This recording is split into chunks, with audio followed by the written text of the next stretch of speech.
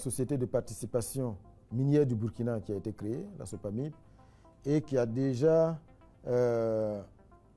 récupéré, racheté deux mines industrielles, notamment donc Bungu et Wagnon, et ça va se poursuivre. Parce qu'au-delà donc des mines industrielles, on a aussi le domaine du semi-mécanisé, dans lequel aujourd'hui on s'investit. L'objectif, c'est toujours vraiment d'optimiser les retombées de l'exploitation minière pour le Burkina Faso. Et je peux vous assurer qu'on n'a pas encore véritablement atteint le rythme de croisière de l'exploitation de ces mines que l'État a acquis au profit du peuple burkinabé.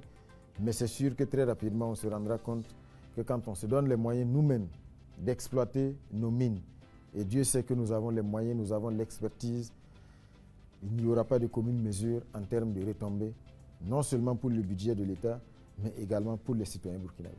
Grâce à son nouveau code minier, Ouagadougou commence enfin à récolter les fruits de ses richesses aurifères. Mais attention, le gouvernement ne veut plus se contenter des miettes. Il veut désormais frapper fort et monter directement à 50% de participation. Et oui, vous avez bien entendu, la moitié des revenus de la mine de Kiakia pourrait bientôt revenir à l'État burkinabé. Mais là où ça devient explosif, c'est que cette annonce n'a pas encore été confirmée par le gouvernement, alors que la compagnie minière West African Resources en parle déjà ouvertement.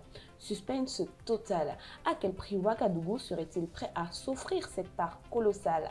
Le rapport financier intérimaire publié le 28 août par la compagnie minière West African Resources, en abrégé WAF, plus grand producteur d'or au Burkina Faso, a indiqué une augmentation significative des revenus de l'État, qui avait porté sa participation gratuite de 10 à 15% en vertu du nouveau code minier du pays, entré en vigueur en 2024. Une mesure qui s'inscrit dans les efforts du pays pour renforcer sa souveraineté économique et financière, un budget lourdement éprouvé dans un contexte marqué par les menaces sécuritaires des groupes armés qui sévissent dans certaines parties du territoire. Rappelons que la mine de Kiakia, entrée en production en juin 2025, promet une production annuelle monstrueuse de 234 000 onces d'or pendant 20 ans. On parle ici de près de 796 millions de dollars par an en cours actuel de l'or. Autant dire que le pactole est énorme, surtout dans un pays où l'or est la première source de devises et d'exportation. Selon le code minier burkinabé de 2024, le gouvernement peut acquérir jusqu'à 30% de participation en plus des 15% gratuits en fonction des coûts d'exploration et des études de faisabilité. Mais attention, cette bataille pour l'or n'est pas qu'économique, elle est avant tout politique et sécuritaire car oui, ces revenus supplémentaires visent directement à renforcer les finances publiques, à financer les programmes sociaux et surtout à alimenter la lutte acharnée contre le terrorisme qui déstabilise une grande partie du pays. Et le Burkina Faso n'est pas le seul sur cette voie. Ses alliés de l'Alliance des États du Sahel, le Mali et le Niger ont eux aussi décidé d'en finir avec les anciennes législations taillées sur mesure pour les multinationales. Résultat, de nouveaux codes miniers qui redonnent le contrôle aux États et mettent enfin les intérêts nationaux au-dessus des profits étrangers.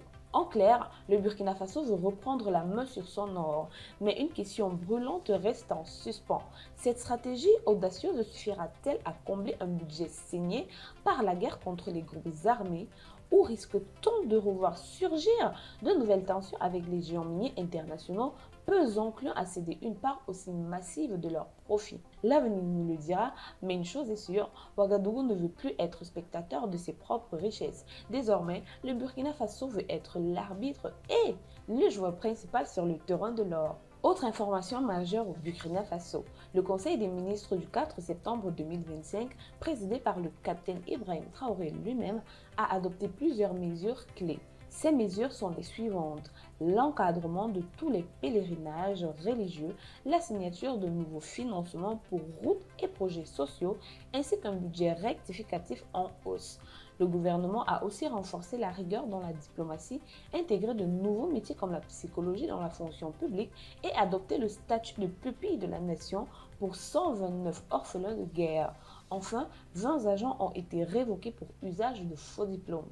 Je clôture cette mise à jour informative par une loi qui est en cours d'examen par le capitaine Ibrahim Traoré, tout Burkinabé qui posera des actes contre les intérêts du Faso en intelligence avec des Burkinabés étranger ou État étranger sera désormais déchu de sa nationalité. Loi adoptée le 1er septembre par l'Assemblée qui doit être promulguée par le président Ibrahim Traoré. Que pensez-vous de cette initiative de l'Assemblée nationale du Burkina?